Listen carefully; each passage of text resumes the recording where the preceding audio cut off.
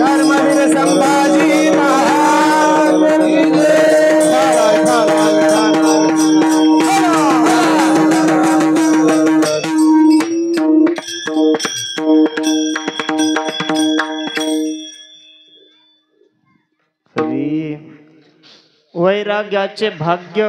वैराग्याचे भाग्य संत संघाची लाग, संत कृपेचे हे दीप करी साधका निष्पाप। तोची देव भक्त भेदा भेद नाही जात, संत कृपेचे हे दीप करी साधका निष्पाप। तुका प्रेमे नाचे गाय गाणियात विरुनी जाय, संत कृपेचे हे दीप करी साधका निष्पाप। विठ्ठला विठाला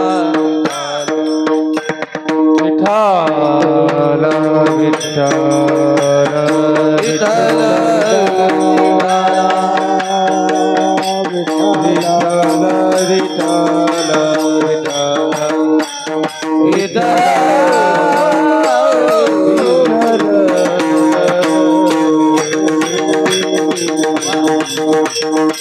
विठाला विठाला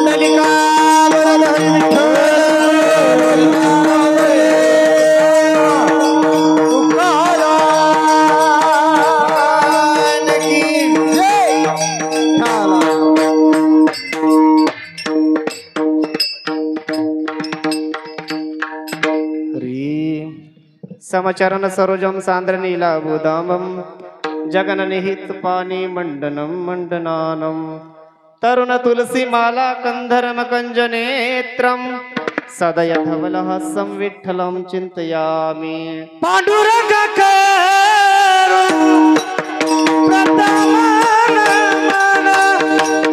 पांडुरंग करुण प्रथमनमन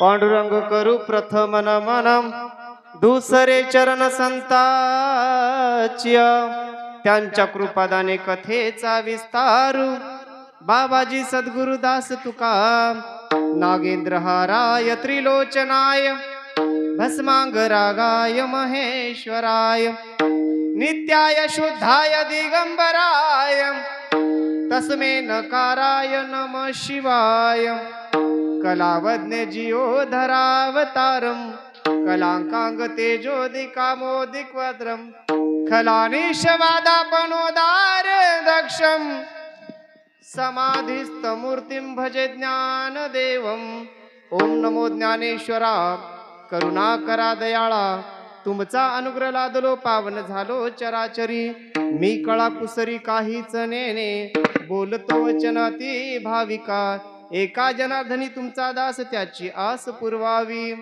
जयांची केली स्मरण होय सकळ विद्येचे अधिकरण तेची वंदू श्री चरण श्री गुरूंचे ते नमस्कारुनी आता मस्तक हे पायावरी मस्तक हे पायावरी वार करी गंगाजा वार करी गंगाजा वार करी संताचा वार करी संताचा वार करी संताचा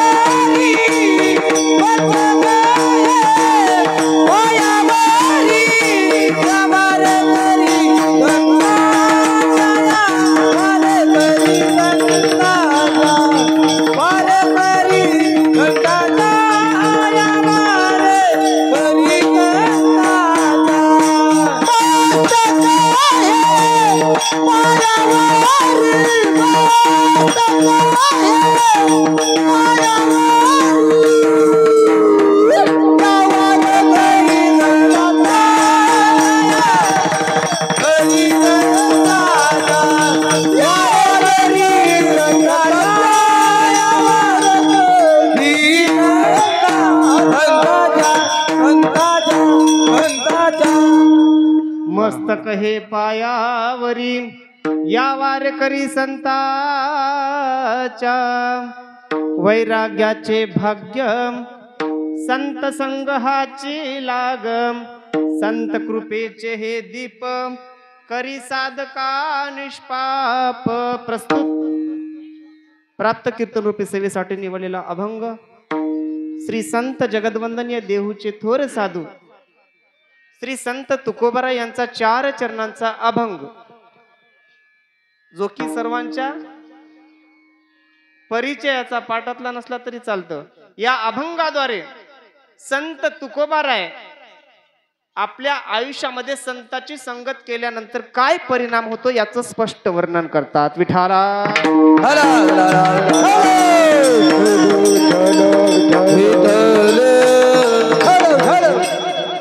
प्रस्तुत सेवेला सुरुवात करण्याच्या अगोदर थोडासा परिहार द्यायचा असतो. तो म्हणजे असा: चालत आलेला अखंड हरिनाम सप्ताह, या सप्त्यामधील 4थ्या दिवसाची सेवा ही माझ्या वाटेला आली आणि ज्यांच्यामुळे आली ती म्हणजे या गावामधील समस्त आपल्या सप्त्यातील कमिटी आणि इतर गावातील मंडळी यांच्या प्रेमानं, यांच्या विश्वासानं. मागच्या वर्षी पहिला दिवस होता, पण या संताच्या संगतीत राहिल्यामुळे कुठंतरी आपल्यामध्ये बदल होतो. मग कुठंतरी वाटलं असेल की महाराजामध्ये पण बदल झाला पाहिजे, म्हणजे दिवसामध्ये. मग महाराजाला 4थ्या दिवशी टाकूत म्हणले, काही हरकत नाही. मग आता पुढच्या वर्षी बी महाराजामध्ये बदल झाला पाहिजे, म्हणजे संताच्या संगतीत राहिल्यामुळं बदल होतो. या गावाच्या विश्वासानं, प्रेमापोटी हा कीर्तन सेवा मला भेटली, त्यांचं परम भाग्य म्हणावं लागतं. म्हणून तुमचं सगळ्यांचं मनापासून धन्यवाद. आणि सगळ्यात महत्वाचं, या सत्संगासाठी, या कीर्तनासाठी उपस्थित असलेले भजनी मंडळ, आपले संतोष माऊली तेलगावकर, गायनामध्ये विशारद असलेले, महाराष्ट्रात सुप्रसिद्ध असे असलेले आणि आमचे परम मित्र म्हणायला हरकत नाही, कारण त्यांची साथ खूप महत्वाची असते. महाराज कधी बी आपल्या जीवाचा जीवलग देणारा किंवा आपल्या जीवाला सोबत घेऊन चालणारा जर एखादा मित्र असेल तर त्याची साथ आयुष्यामध्ये खूप महत्वाची असते. म्हणून महाराज तुमचं पण धन्यवाद. आणि त्यांच्यानंतर कामाजी महाराज, आमची जरी परिचय नसला तरी धावे जातीपाशी जाती, आपल्याला माळकरी दिसला किंवा बुक्का लावलेला दिसला तर आपण एकमेकाला रामकृष्णारी घालतो, प्रेमानं एकमेकाला 2-4 शब्द चांगलं बोलतो. त्या तत्वाच्या आधारावर महाराजांचं पण मनापासून धन्यवाद. महाराज मुरली महाराज रेगावकर, त्यांचं पण मनापासून धन्यवाद, ते पण उपस्थित आहेत. आणि सगळ्यात महत्वाचं 2 विनेकरी बाबा, मला प्रत्यक्ष त्यांचं नाव माहित नाही, आणि सगळ्यात आमचे लहान आता असून टाळकरी 4च आहेत आणि 4ही टाळकरी गायनाचे आहेत. गावातले काही भजनी नाहीत. भजनी तर भरपूर दिसू लागले, पण इथं एकही उभं टाकलं नाही महाराज.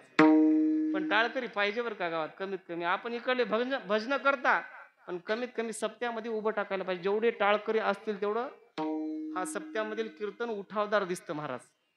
म्हणून टाळकरी कमीत कमी 2-4 तरी तयार करा पुढच्या वर्षापर्यंत. म्हणून महाराज तुमचं पण धन्यवाद. आणि सगळ्यात महत्वाचं, ज्यांचं खंबीर नेतृत्व या कीर्तनामध्ये असतं ते म्हणजे आमचे मृदंगाचार्य विश्वनाथ महाराज, विश्वजित महाराज रेगावकर. त्यांचं पण मनापासून धन्यवाद, कारण कर्तृत्व त्यांचं मोठं असतं महाराज. आम्ही एवढे जण बोलणार आणि त्यांच्या तालावर बोलणार तर हे कीर्तन उठावदार होतं, अन्यथा नाही. त्यांनी जर चांगला बोल दिला, चांगली साथ दिली तर सगळा हा खेळ असतो महाराज हा कीर्तनाचा. म्हणून त्यांचं मनापासून धन्यवाद. आता इतर गावातील मंडळी किंवा आमच्या सोबत वारीमध्ये असलेले सर्वच मंडळी, आता ते आमचे शुक्राचार्य बाबा असू द्या, माऊली असू द्या, देवा असू द्या, विनायकराव असू द्या, किंवा इतर आपल्या गावातील जे मंडळ आहेत त्यांचं पण मनापासून धन्यवाद. आणि गावकऱ्यांचं पण मनापासून धन्यवाद. सगळ्यात महत्वाचं, जे मूळ झाड आहे, ज्या झाडाची सावली आपल्याला लागते, त्या झाडाचा आधार जो आहे ते आमचे प्रेरणास्थान असले आपले गुरुवर्य कागदे बापू, त्यांचं मनापासून धन्यवाद. कारण आपली श्रद्धा खूप त्यांच्यावर आहे आणि एखाद्या साधूवर, एखाद्या संतावर किंवा एखाद्या वैराग्यावर आपली जेवढी श्रद्धा आहे तेवढं फळ आपल्याला भेटल्याशिवाय राहत नाही. विठाला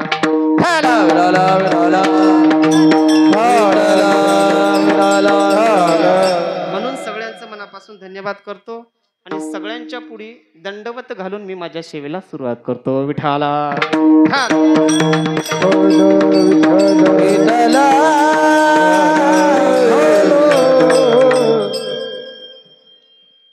आज तुकोबारायांचा अभंग महाराज आणि या अभंगाद्वारे तुकोबाराय म्हणतात संताची संगत केल्यानंतर आयुष्यामध्ये परिणाम काय होतो.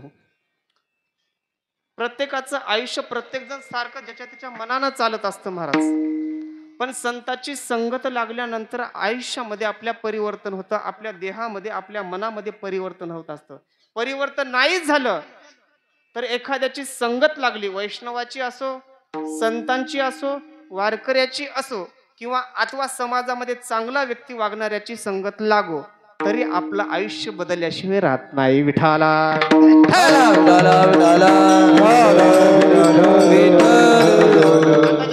संताच्या संगतीत राहिलं. पहिल्यांदा पामराला वाटतं विषयी व्हावं, विषयाला वाटतं जिज्ञासू व्हावं, जिज्ञासू झालं की परत वाटतं ज्ञानी व्हावं, ज्ञानाला वाटतं आपल्यामध्ये काहीतरी बदल व्हावा, आपल्याला परोक्ष ज्ञान भेटावं, त्याच्यानंतर पुढे जाऊन वाटतं अपरोक्ष ज्ञान भेटावं. मग त्याच्या पुढे जरी गेलं तर आत्मा अनुभवाची प्राप्ती व्हावी असं प्रत्येकाला वाटतं. फक्त पामर असेल तर त्याच्यानंतर विदेह कैवल्य प्राप्त होते महाराज अवस्था. म्हणजे आपण ब्रह्मानंदाला जेव्हा प्राप्त होतो तेव्हा आपल्या सगळ्या इच्छा पूर्ण नाहीशा होतात. विठाला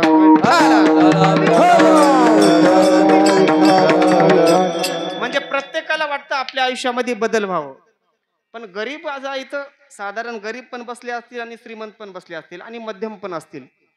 आता गरिबांना वाटतं माझ्यामध्ये बदल व्हावं आणि मध्यम लोकांना पण वाटतं आपल्या घरी काहीतरी बदल व्हावं किंवा उच्च लेवलच्या श्रीमंत लोकांना पण वाटतं आपल्यामध्ये बदल व्हायला पाहिजे. असं नाही की बाबा गरीबाला सगळ्या गोष्टी भेटावा म्हणून बदल व्हावं. पण श्रीमंत जरी असेल सगळ्या गोष्टी पूर्ण आहेत, सत्ता संपत्ती, गाडी आहे, फोर व्हीलर आहे, बायको आहे, एकच बायको आहे, सगळ्या गोष्टी आहेत, पण त्या माणसाला काय वाटतं आमच्यामध्ये बदल व्हावं वाटतो महाराज. जर लता मंगेशकरचा विचार केला, लता मंगेशकर प्रत्येकाला ओळख आहे महाराज. इथंच नाही पूर्ण भारतामध्ये जरी गेलं तरी लता मंगेशकरला ओळखतात. भारतातच नाही भारताच्या बाहेर जाऊ द्या, भारताची गान कोकिळा म्हणल्यावर कोण आलं? लता दिदी आल्या. याच लता दिदीला पुरस्कार भरपूर भेटले, पुण्यामध्ये जागा सरकारने दिली. जर वाढदिवस असेल तर त्याच लता दिदीला आपल्या पंतप्रधानाने मेसेज करावा किंवा कॉल करावा, तुम्हाला हार्दिक शुभेच्छा म्हणून. एवढ्या प्रतिष्ठित व्यक्ती लता मंगेशकर. पण शेवटचा काळ होता, आता मरण जवळ आलं त्यांचं. एका पत्रकाराने मुलाखत घेतली त्यांची. बघा, एवढ्या प्रतिष्ठित व्यक्ती असून त्याला वाटतं आपल्या आयुष्यामध्ये बदल व्हावं. मुलाखत घेतली, लता दिदीला प्रश्न केला, लता दिदी तुम्हाला एवढं प्रतिष्ठित आहात, पूर्ण जगामध्ये तुमच्या भारतामध्ये तुमचं खूप मोठं स्थान आहे, तुम्हाला सर्वजण ओळखतात, पण एक विचारतो, यदा कदाचित हा तर जन्म परत येणारच नाही, येणार नाही, अजिबात नाही. आणि तुकोबाराय म्हणतात आपल्याला या जन्म मरणाच्या फेऱ्यातून सुटण्यासाठी आपल्याला परमार्थ केला पाहिजे, पण आलाच जन्म तर माणसासच भेटेल हे काही सत्य नाही. विठाला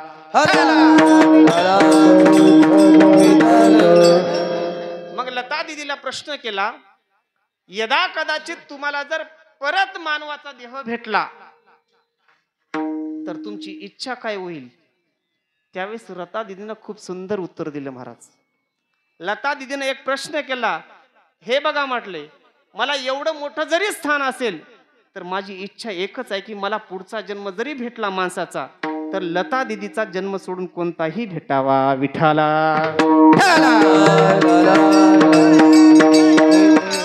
म्हणजे श्रीमंत कितीही प्रतिष्ठित व्यक्ती असला तरी त्यांना वाटतं आपल्या आयुष्यामध्ये बदल व्हावा महाराज. म्हणजे एखाद्या गोष्टीमध्ये आपण जगत असताना एखाद्या आपण कार्य करतो, त्या कार्यामध्ये लय येणे म्हणजे खाली जाणे किंवा प्रगतीला येणे, हे म्हणजे बदल आहे महाराज. म्हणजे त्या महाराजांच्या भाषेमध्ये सांगायचं म्हटलं तर पतन उद्धार संघाचा महिमा, म्हणजे पतन आणि उद्धार होण्यासाठी संघाचा महिमा लागतो. त्याच्यासाठी तेजावे अधमा संत सेवी, म्हणजे संताच्या संगतीत असतं तर आपलं पतन आणि उद्धार होण्यासाठी सगळ्यात महत्वाचं कारण आहे. विठाला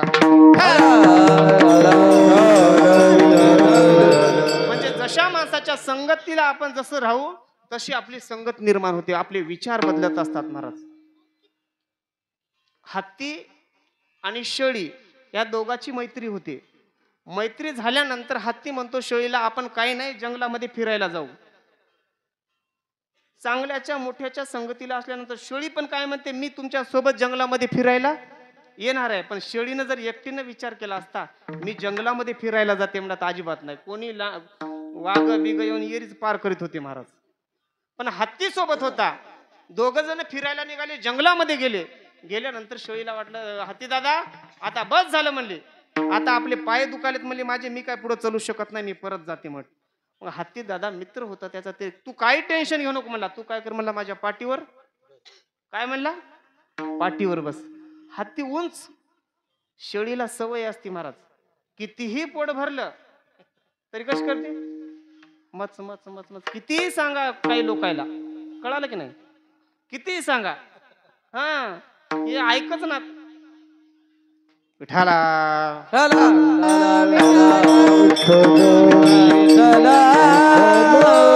म्हणजे शेळी अशी हत्तीच्या पाठीवर बसली, पाठीवर. पाठीवर बसल्यानंतर शेळी गुणाट्यानं बसाली काय, जसा हत्ती चलालाय तशी येलायचे फळ डायरेक्ट तिच्या तोंडाला यायला लागली. म्हणजे तिनं काय केली, मोठ्याच्या संगतीला बसली. मोठ्याच्या संगतीला बसून मोठ्यात म्हणजे वरच्या लेवलला बसली. वरी बसून हातानं म्हणजे तोंडानं डायरेक्ट फळं खायला लागली. इकडले फळं खाय, तिकडले फळं खाय. म्हणजे काय केलं तिनं, संगत मोठ्याची केली म्हणून तिचं आयुष्य एरी हातानं फळं खासारखं झालं. विठाला म्हणजे चांगल्याची संगत केली की माणूस चांगलंच होतो. आणि मोठ्याची संगत करना बडो की बडत बड जाय. म्हणजे आपण जर मोठ्याची संगत केली की ती वाढत जाते पण कमी होत नाही. मोठ्याची म्हणजे मोठ्याची नाही. एकाने म्हणतात श्रीमंत घरच्याची संगत केली म्हणजे मी मोठा झालो, अजिबात नाही. एक गोष्ट लक्षात ठेवा, श्रीमंताची संगत केली म्हणून आपण श्रीमंत होत नाहीत महाराज. आचरण ज्याचं नीट आहे त्याची संगत करा. जे दुष्ट प्रवृत्तीचा व्यक्ती नाही त्याची संगत करा. संगती करावी जनाची, संगती करावी जनाची, संगती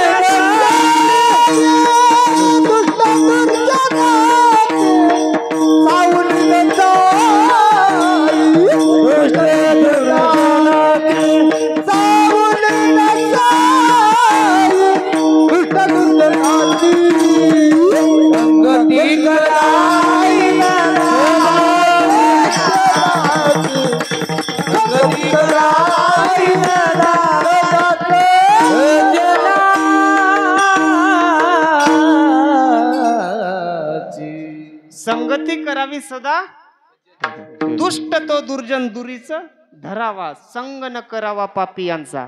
दुष्टाला बाहेर ठेवायचं, आपल्यापासून दूर करायचं महाराज. तो आपलं आयुष्य सुधारल्याशिवाय राहत नाही महाराज. आता एखाद्या चांगल्या व्यक्तीच्या जर संग राहिलो म्हणजे आचरण शुद्ध, जे प्रतिष्ठित व्यक्ती आहे, देशामध्ये त्याची खूप कीर्ती आहे, त्या व्यक्तीच्या सोबत राहिल्यानंतर महाराज म्हणतात कुत्र म्हणून बी मी राहायला तयार आहे. देशोदेशी धाक जयाची उतरी, तयाची कुतरी परे भले. पण धिक ज्याने जिचा स्वामी हिनवर, धिक ज्याचा स्वामी हिनवर आहे त्याच्यासोबत मेलेलं बरं म्हणतात तुकोबाराय. विठाला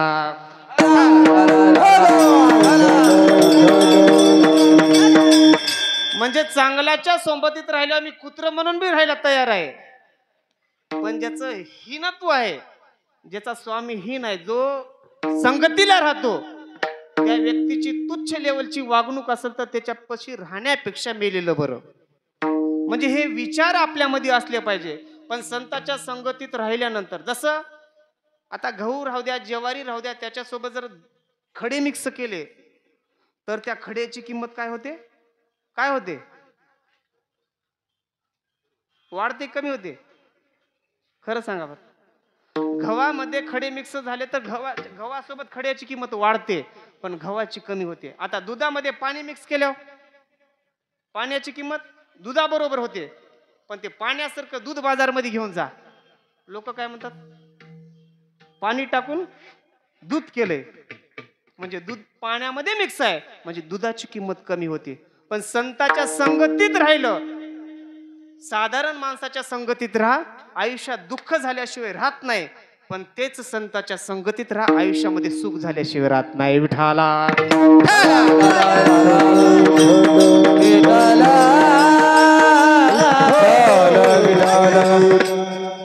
म्हणजे संतांच्या संगतीत राहिलं तर संत सगळ्यांना समावून घेतात. का गाव रसे भरले, पाणी पाठी देत पाया आले. ते गंगा काय म्हणे ते परत सर, म्हणजे आपण गंगेच्या जवळ, म्हणजे एखादी नदी किंवा गावातील जे घाण पाणी आहे ते पाणी वाहत वाहत वाहत जाऊन समुद्राला किंवा गंगेला मिळालं तर गंगा काय म्हणणार आहे? का बाहेर होय? अजिबात नाही, गंगा सामावून घेते. एखादा दुष्ट प्रवृत्तीचा व्यक्ती गावामागील ओहळ गंगा न म्हणे अमंगळ, एखादा दुष्ट प्रवृत्तीचा व्यक्ती एखाद्या संताच्या दरबारात गेला किंवा संताच्या जवळ गेला, एका सज्जनाच्या जवळ गेला, म्हणजे चांगल्या पुरुषाच्या जवळ गेला, आपल्या भाषेमध्ये यदा कदाचित संत साधू किंवा आपल्याला समजत नसतील, समाजामध्ये एखादा प्रतिष्ठित व्यक्ती चांगला वागतो, जे समाजाचं हित पाहतो, त्या व्यक्तीच्या जवळ गेला तर तो काय करतो? दुष्टाला जवळ घेतो. म्हणजे दुष्टाला जवळ करण्याची ताकद एकतर संतांमध्ये सज्जनामध्ये राहते. विठाला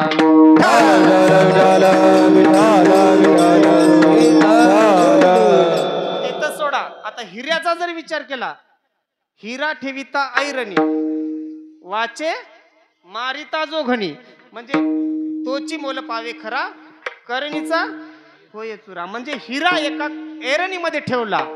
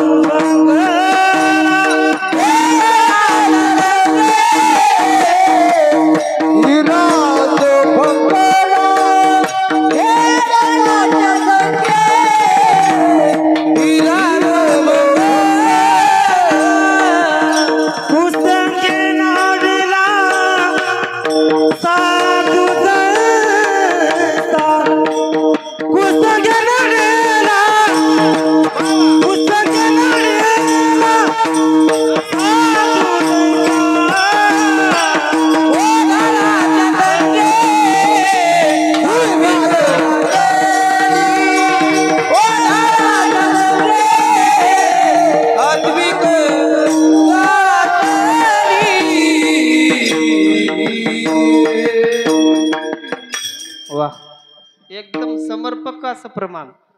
ढेकणाच्या संगे हिरा जो भंगला, कुसंगे नाडीला साधू जैसा.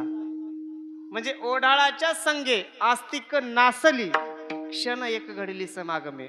म्हणजे कुसंग, आता हिरा ऐरणीत ठेवला, पण ते हातोडी मारताना नरम होते, हातोडी लोखंड नरम होते हिऱ्या पुढं. पण तोच हिरा जर ढेकणाच्या सोबत ठेवला तर ते वाईट मार्गाला जाते महाराज. म्हणजे एक हिऱ्यासारखा माणूस, आपल्या भाषेमध्ये सांगायचं म्हटलं तर त्या माणसाला जर एखादा दुष्ट प्रवृत्तीचा जरी व्यक्ती आला तरी ते मऊ होतो त्या मनानं, पण तोच चांगला व्यक्ती 4-5 दुष्ट प्रवृत्तीच्या लोकांसोबत दररोजच फिरू लागला तर गावातले लोक काय म्हणतात? आ याला वार लागलं वाटलं म्हणतात. म्हणजे ढेकणाच्या संगे हिरा जो भंगला कुसंगे नाडाला साधू जैसा विठाला.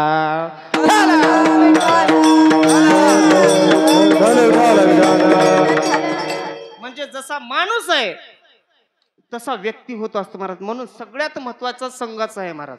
2 मुलं लहानपणापासून सोबत मैत्री होती महाराज. बरोबर, इकडे लक्ष द्या. 2 मित्र इकडं. मी प्रश्न विचारतो. अय पिंट्या, 2 पोरं लहानपणापासून मैत्री, दोघं मोठं सोबतच झाले, गावातले मित्र.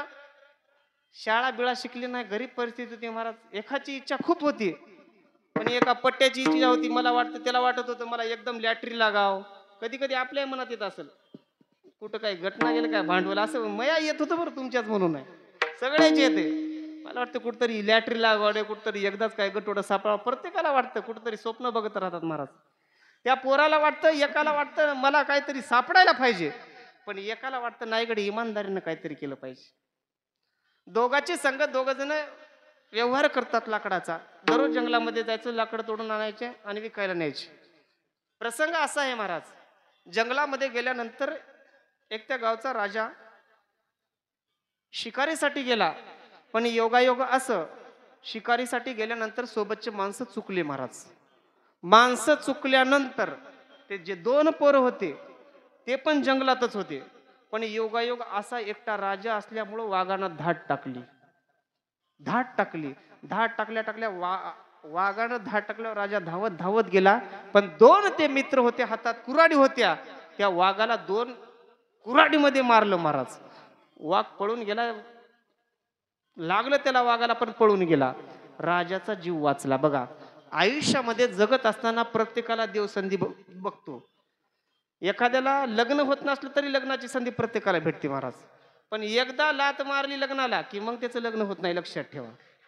एकदा पोरगी बघितली की काळी राहो, नकटी राहो, लंगडी राहो, कशी राहो केली पाहिजे. नाही तर अशी नको तशी नको, मग घरी चांगलीच येते मग विठाला.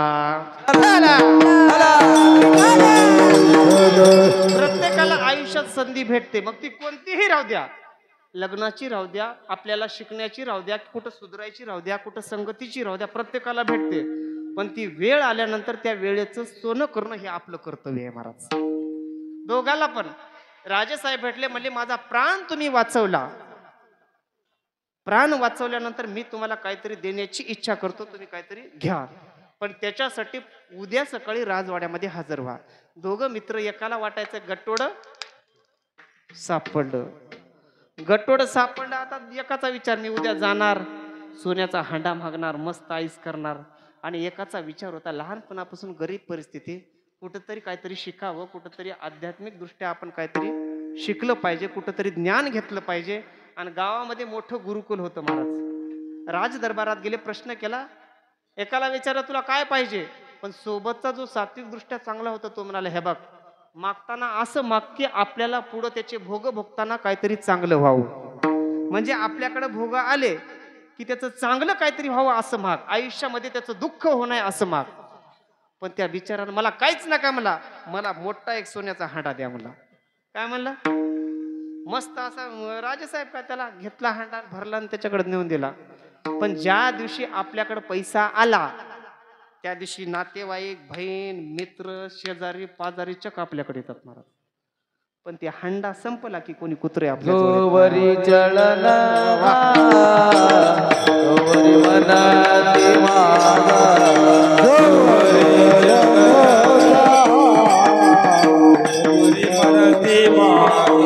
मानी लहान तोर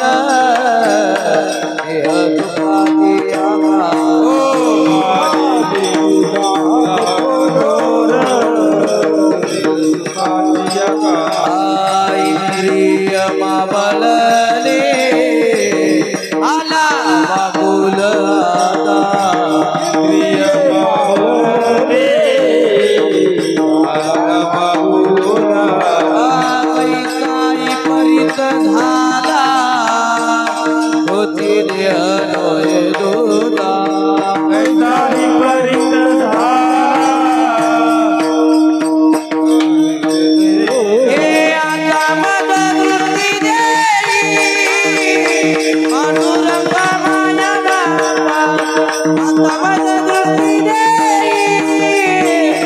पांडुरंग माया बाबा आता मद वृत्ती देई पांडुरंग माया बाबा आता मद वृत्ती देई पांडुरंग माया बाबा महाराज म्हणतात देवा मला सुखी ठेव, पण मार्ग योग्य निवडला. आपण घेताना योग्य घेतलं तर देव सुखी ठेवते, अन्यथा नाही.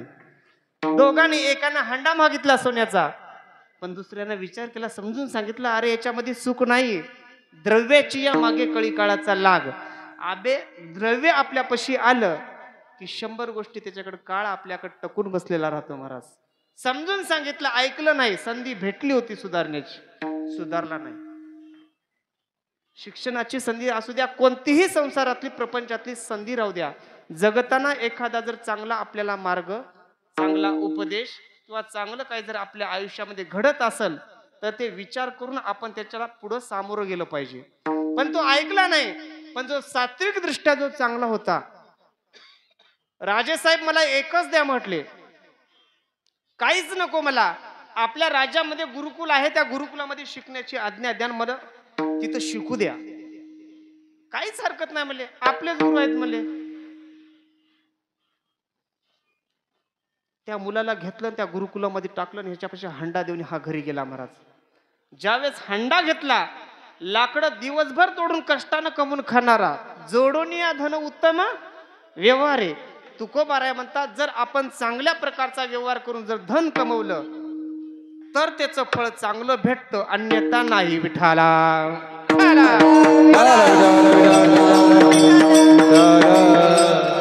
तो घेऊन गेला. मित्र सगळे दुष्ट प्रवृत्तीचे मित्र आले सोबत. फक्त आयुष करण्यामध्ये दिवस गेले. महाराज पैसा आला की वळवळ वळवळ करते. महाराज कधी लक्षात ठेवा, पैसा आला एक तर सत्संगाला काहीतरी दान करावं, होईल तेवढं. आपण आज 10 रुपये दान करा, आपल्या पदरामध्ये 20 रुपये पडल्याशिवाय राहत नाही. कधीही बघा, आपण एखादं चांगलं कार्य करा, आपल्या पदरात चांगलंच पडतं. एखाद्याच्या मदतीला धावून जा, नक्कीच आपल्या मदतीला कोणीतरी आल्याशिवाय राहत नाही. विठाला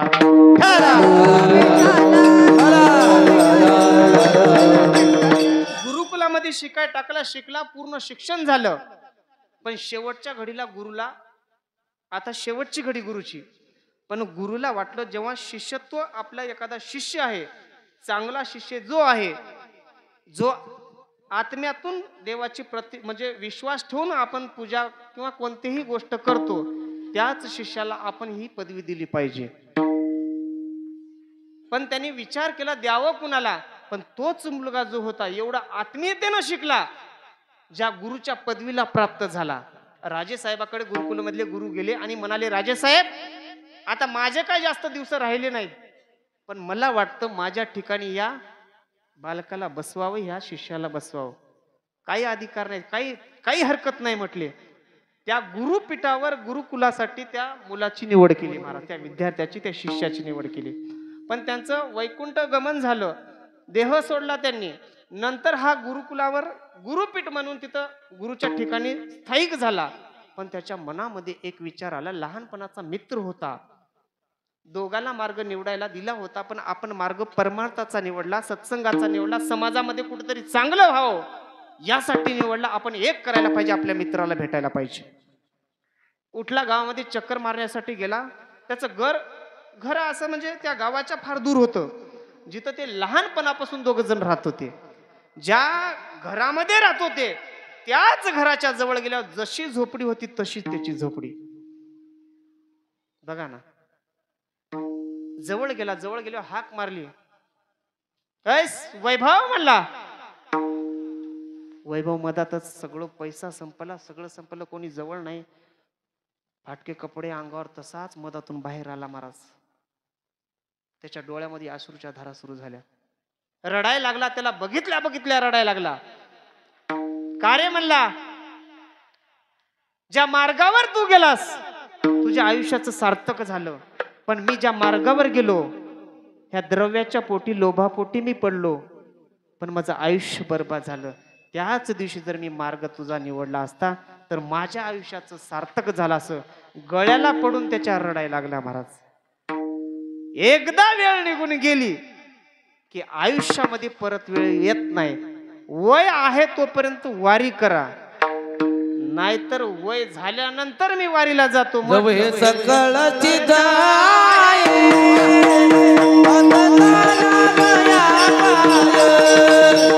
तब तू आपुले कोई तपाये तीर्थयात्रे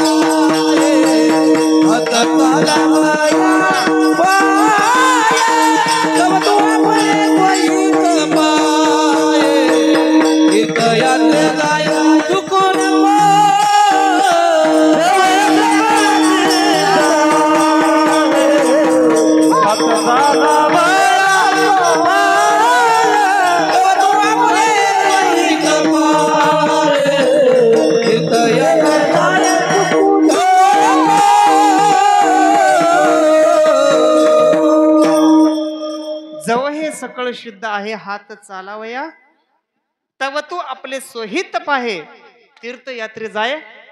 आपल्या गावातले बरेच वारकरी आहेत महाराज, जे आजही पंढरीच्या वारीला येतात महाराज. श्रद्धा आहे तरने बांडपुरा असून काय करतात, वारीला येतात. मग जोपर्यंत वय आहे, वयामध्ये असताना कोणतंही कार्य करा, सिद्धीला जातं. पण म्हातारा झाल्यावर देवाचं देव देव करू आम्हालाही म्हणायचे आमचे आई वडील. जेव्हा मी परमार्थामध्ये लागलो तेव्हा आमची आई आणि दादा म्हणायचे, अरे हे बघ म्हणले, तू फक्त कंडक्टरची नोकरी कर. काय कर, काय कर, कंडक्टरची नोकरी कर. म्हणा आपल्याच्याने परमार्थ होत नाही का, आपल्या कुळामध्येच कोण केला नाही का, असं काय असतंय. माझा आजोबा कीर्तनकार होता म्हणून मी कीर्तनकार व्हावं, अशी वृत्ती राहू नये महाराज. आपण परमार्थामध्ये जा, निष्ठेनं परमार्थ करा. आमची आजी फक्त माळकरी होती.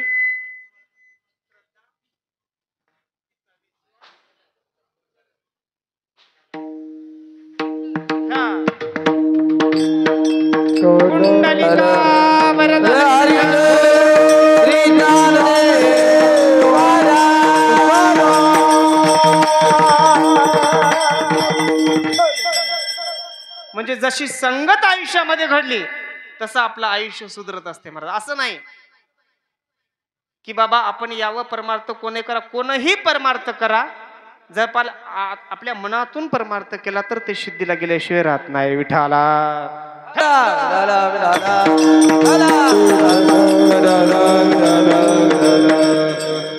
मग त्या मुलानं चांगली संगत धरली म्हणून ते सिद्धीला गेला, आणि ज्यानं वाईट संगत धरली, द्रव्याची आसना केली, पैसा पैसा म्हणल्यानंतर त्याचं वाईट आपलं आयुष्य गेलं महाराज. जैशी संगत वैशी रंगत. साधूची संगत घडली, साधूचं स्थान भेटलं. दुष्टाची संगत घडली, दुष्ट प्रवृत्तीचा शेवटपर्यंत राहिला महाराज. संग संताचा करिता बरवा, उत्तमोत्तम कीर्तीचा ठेवा. म्हणजे संताची संगत केली की त्याची प्राप्ती त्याला वरच्या लेवलला गेल्याशिवाय राहत नाही. संतन के संग लाग रे तेरी अच्छी बनेगी, संतन के संग लाग रे तेरी अच्छी बनेगी, संग संग लाग रे तेरी अच्छी बनेगी, संतन के संग लाग रे तेरी अच्छी बनेगी. जी की बन गई ध्रुव जी की बन गई, जी की बन गई प्रहलाद जी की बन गई,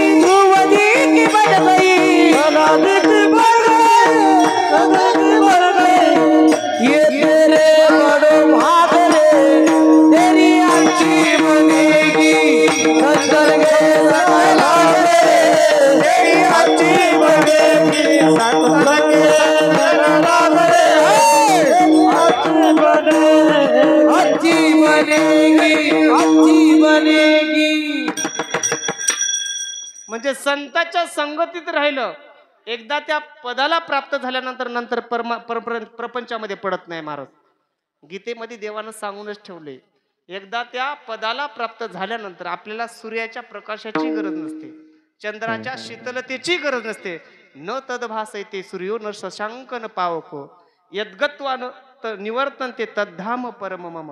म्हणजे एखाद्या वेळेस सूर्य जरी प्रकाशित झाला तरी त्या पदाला गेल्यानंतर आपल्याला सूर्याच्या प्रकाशाची गरज नसते.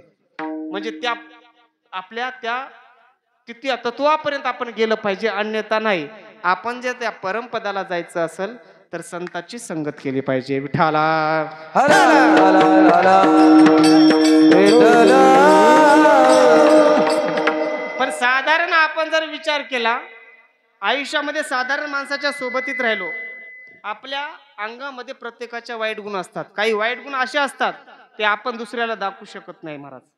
पण ते वाईट गुण जर घालायचे असतील तर आपल्याला एखाद्या चांगल्या व्यक्तीच्या सोबत राहावं लागतं. एवढं नाही जमलं तर साधू संतांच्या संगतीत राहा. हे वैराग्याचं भाग्य आपल्याला भेटल्याशिवाय राहत नाही. तुकोबाराय अभंगाच्या प्रथम चरणात वैराग्याचे भाग्य वैराग्याचे भाग्य वैराग्याचे भाग्य वैराग्याचे भाग्य हो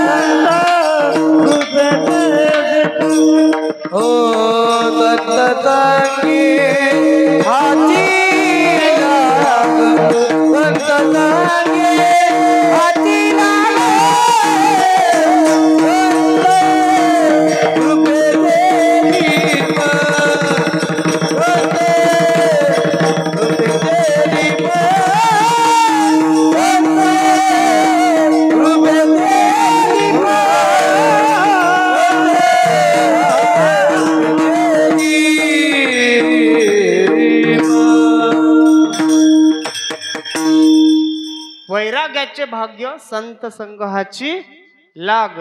वैराग्याचं भाग्य जर निर्माण करायचं असेल तर आपल्याला संतांची संगत ठेवावी लागते महाराज. कुठेही जाऊ द्या, वारीला जरी जायचं म्हटलं तरी संतांच्या संगतीत राहून घरावर आपल्या तुळशीपत्र ठेवून जावं लागतं महाराज. का? या वर्षी पेरण्या वारीच्या टाइमला लागल्या पण काही लोक गेलेच नाही महाराज. का? तर पेरण्या करायच्या होत्या म्हणून. व्हायच्या असल्यावर बरोबर होतात. आपल्याला जायचं जर मनात इच्छा असेल तर नक्की जातं. मी महिनाभर सुट्टी घेऊन जातो महाराज. साहेबाला म्हणतो सुट्टी द्या वाटली द्या, नाहीतर पैसे कटून घ्या, पण मला जाऊ द्या. संपदा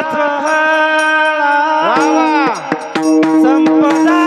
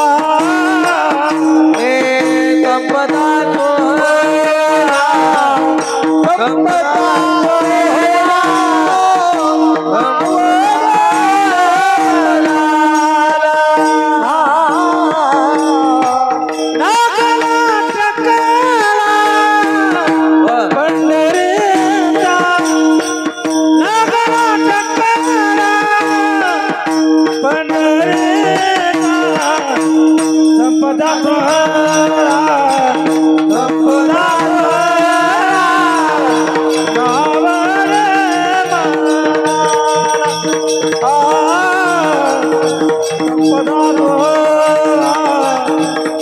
संपदा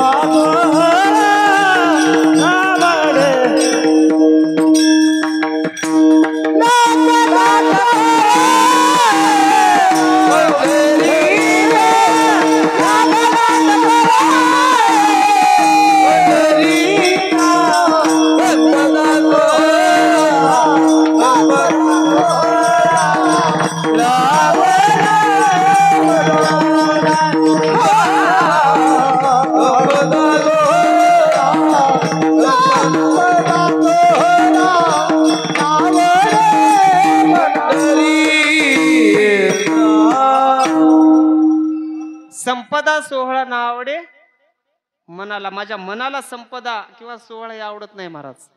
आपल्याला वैराग्य निर्माण व्हावं लागतं. सध्याच्या काळामध्ये वैराग्य फक्त जरांगे पाटलाच का. संसाराच्या नावे घालून या शून्य वाढता हा पुण्य काय धर्म केला यदा यदा ही धर्मस्य. जे देवानं धर्म संकट आल्यावर अवतारानं यावं तसं कलियुगामध्ये आपला देव म्हणजे जरांगे पाटील विठा.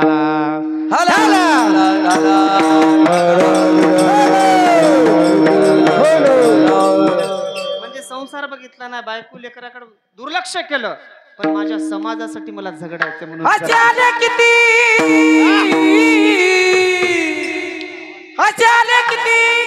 किती गेले वो चंपर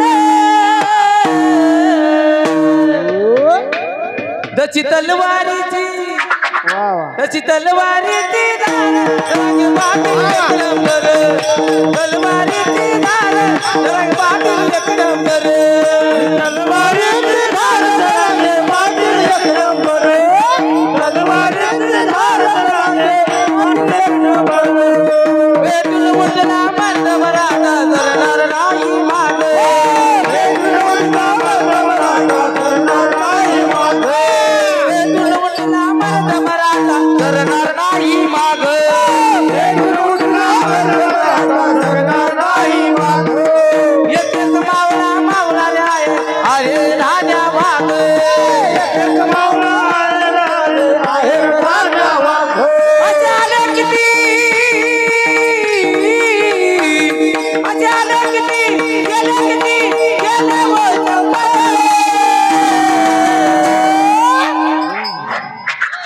जची तलवारीची धार बाजू एक नंबर तलवारीची धार बाजू एक नंबर तलवारीची धार बाजू एक नंबर तलवारीची धार बाजू एक नंबर.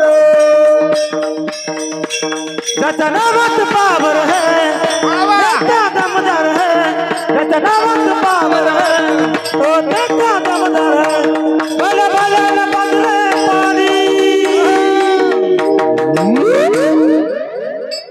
मनोदराचे पटला वाणी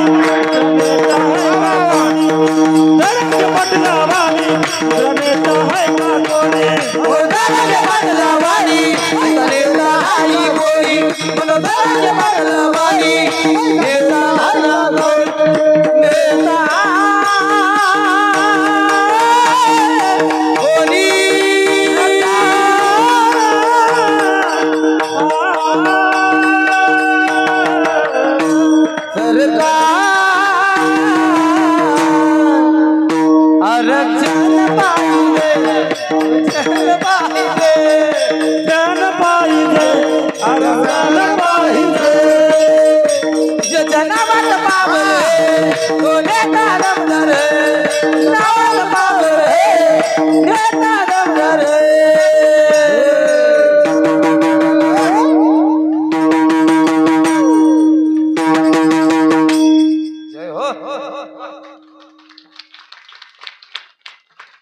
खरं वैराग्य हे असतं महाराज.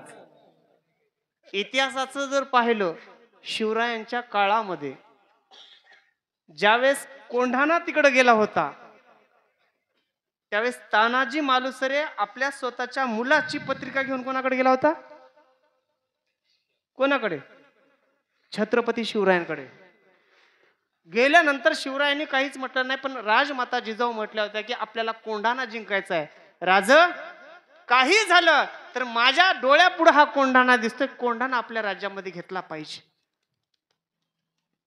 राजाने विचार केला, तानाजी पुढून येतोय, जर माझे शब्द त्यांच्या कानापर्यंत गेले तर तानाजी लग्न सध्या मुलाचं करणार नाही. माहिती होतं लग्न आहे. तानाजी जसा समोर उभा टाकला राजांच्या, राजाला म्हटला, राजा आपल्या रायबाचं लग्न आहे, तुम्ही यायचं बरं का. शिवरायांनी आपल्या मावळ्यांना भावासारखं समजलं महाराज, भावांसारखं. ज्यावेळेस तानाजी बोलायला लागले, शिवराय बोलले, पण अंतःकरणामध्ये विचार कोंढाण्याचा होता. अरे ताना, तुला काय वाटतंय आम्ही येणार नाहीत? अजिबात ते विचार करत, आमचाच रायबा आहे, आम्ही लग्नाला तिथंच राहू. पण शांत बसल्यानंतर तानाजी सोबत एवढा शिवरायांच्या राहत होता. आपल्या सोबत व्यक्ती असला की आपल्याला त्याचे विचार कळत असतात, बरोबर मनामध्ये काय चाललं. कळतात की नाही नवऱ्याला बायकोचे? खरं सांग, कळतात की नाही? कळणार. बायको पता लागू देते होय, आणि हे पता लागू देतात तुम्हाला? अजिबात नाही. तेवढं प्रेम पाहिजे. काय काय पाहिजे? प्रेम आहे ना. आता हाय बी म्हणणार नाही बी म्हणणार, काय होय, एवढं प्रेम करावं की आठवण आली तर पुढचा माणसाच्या डोळ्यामध्ये पाणी यावं, असं प्रेम करावं. विठाला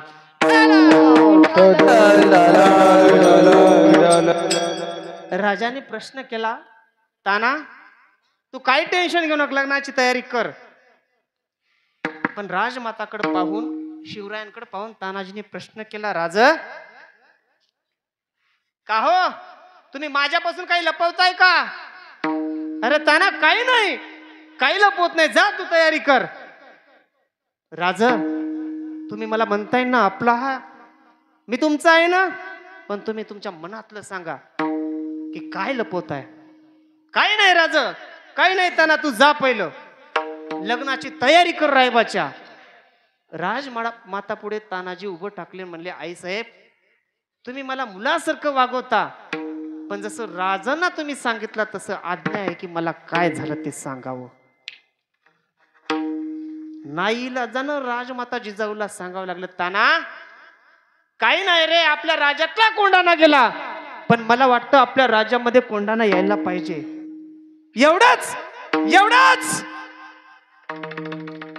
ताना गडाडला. राजाला म्हणतो, राजा तुम्हाला काय वाटतं? म्हणतं, हा ताना रायबाचं लग्न करणार आहे. अजिबात नाही, स्वराज्यासाठी प्राण गेला तर हरकत नाही. राजाला प्रश्न केला, तुम्ही म्हणताय ना मी तुमचा आहे, मग असं लपवालपी करू नका. राजा एकदा सांगा, आदेश द्या, कोंढाणा तुमच्या पायाशी आणून ठेवतो.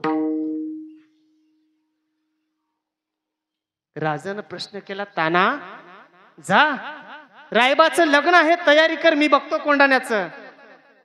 पण तानाजीने प्रत्युत्तर केलं, राजा लाख मेले तरी चालतील, पण लाखाचा पोशिंदा जगलाच पाहिजे. मी जातो, मी आहे तोपर्यंत तुम्हाला कुठेही जायची गरज नाही. त्यावेळेस तानाजीच्या मुखातून शब्द गेले, आधी लागेन कोंढाण्याचं, मग माझ्या रायबाचं. म्हणून तुकोबाराय म्हणतात, संसाराच्या नावे घालून या शून्य, वाढता हा पुण्य धर्म केला. वैराग्य असं असावं की तुका म्हणे एका मरण्याची सरे, उत्तम चिवरे कीर्ती मागे. म्हणून असे राजे झाले छत्रपती शिवराय, ते पुन्हा होणे नाही. राजा एक राजा जन्माला सुनरी किल्ल्यावर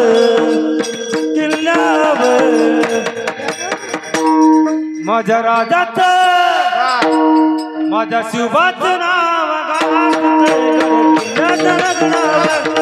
माझ्या देवाचं नाव किल्ल्याच्या दगडावर. माझ्या देवाचा नाव गाजते किल्ल्याच्या दगडावर माझ्या देवाचा नाव गाजते किल्ल्याच्या दगडावर सुंदर स्वराज निर्माण केले तलवारीच्या दारेवर तलवारीच्या दारे तलवारीच्या दारे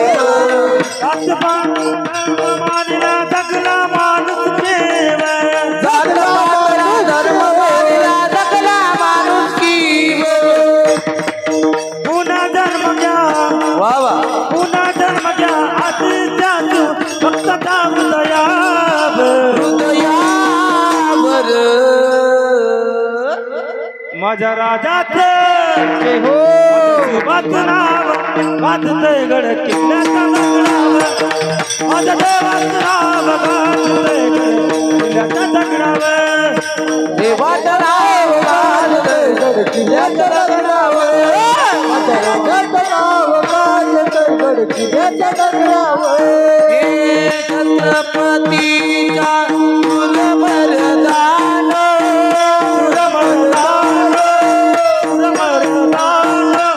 होऊ नका महिमान होऊ नका महिमान तुम्हाला शिवरायाची आण शिवरायाची आण हे जय भवानी जय शिवाजी जय भवानी जय शिवाजी जय भवानी जय शिवाजी ओ रयतेच्या या रक्षणासाठी उचलली तलवार मुतलले तलवार मुतलले तलवार हे दुश्मनाला तार करोनी केले बहु उपकार केले बहु उपकार केले बहु उपकार हे केलेल्या उपकाराची हो देवादराची गाठ तुम्हाला शिवरायाची शिवरायाची जय भवानी जय भवानी जय भवानी जय भवानी जय भवानी हर हर हर हर छत्रपती शिवाजी महाराज की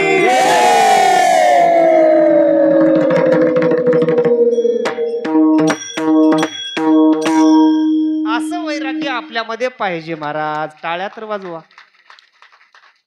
थंडी वाजायली आहे की खरं सांगा लय थंडी पडली. बायानं पांघरून घेतले. गोदडी आहे ना गोदडी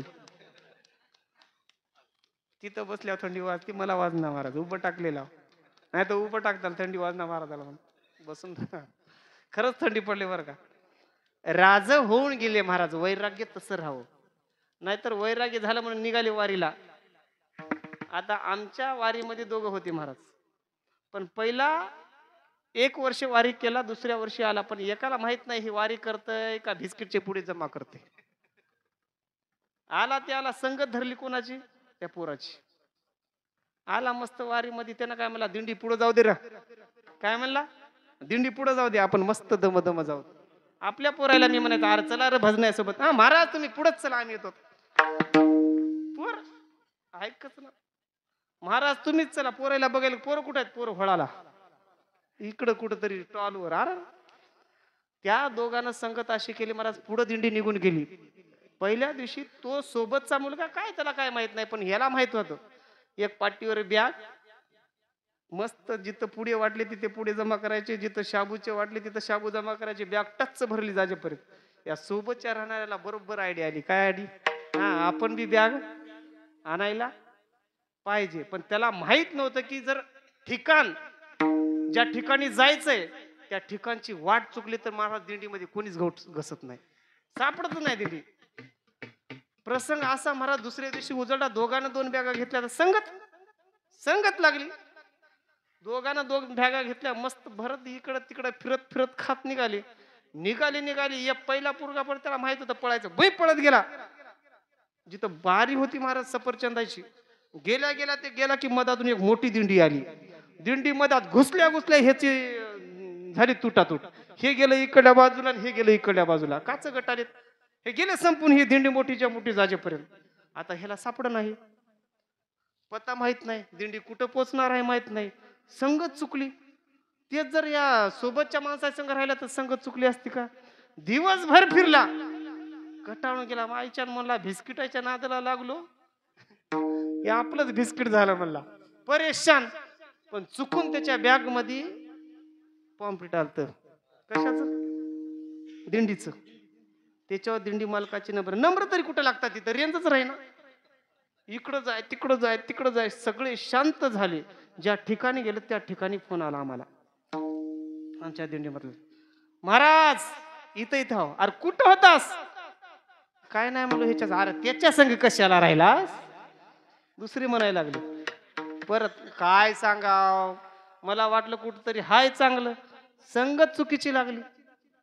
तिथून यावं लागलं. फोन लागल्यानंतर संध्याकाळी महाराज, म्हणजे त्याची वारीमध्ये गेल्यानंतर संगत चुकली म्हणून त्याचा मार्ग चुकला आणि त्याला पश्चाताप झाला. विठाला वैराग्य. तानाजीच्या पुढे भरपूर असं शिवाजी महाराजांनी सांगितलं लग्नाला काय लागत ते घेऊन जा. पण हे भोगाचे सुख आल्यानंतर पण तानाजीनं लोटून देऊन काय केलं? गड जिंकण्यासाठी गेले. जरांगे पाटला पुढं अनंत माणसांनी येऊन काय ना काय देण्याचा प्रयत्न केला, पण जरांगे पाटलाने कधीच पैसा घेतला नाही, कधीच कोणाच्या शरणागती पत्कारली नाही महाराज. म्हणजे भोग सुखाचे जवळ आले पैसे एही काचे का स्वर्गीचे, माऊली सांगतात. भोग पायिक झाली आहे इच्छेचे, परी भोगावे हे न रुचे मना माझी. म्हणजे भोग आपल्यापाशी यायलेत पण ते भोगायचे नाही का, तर पुढला परिणाम वाईट आहे म्हणून भोगायचे नाही. विठाला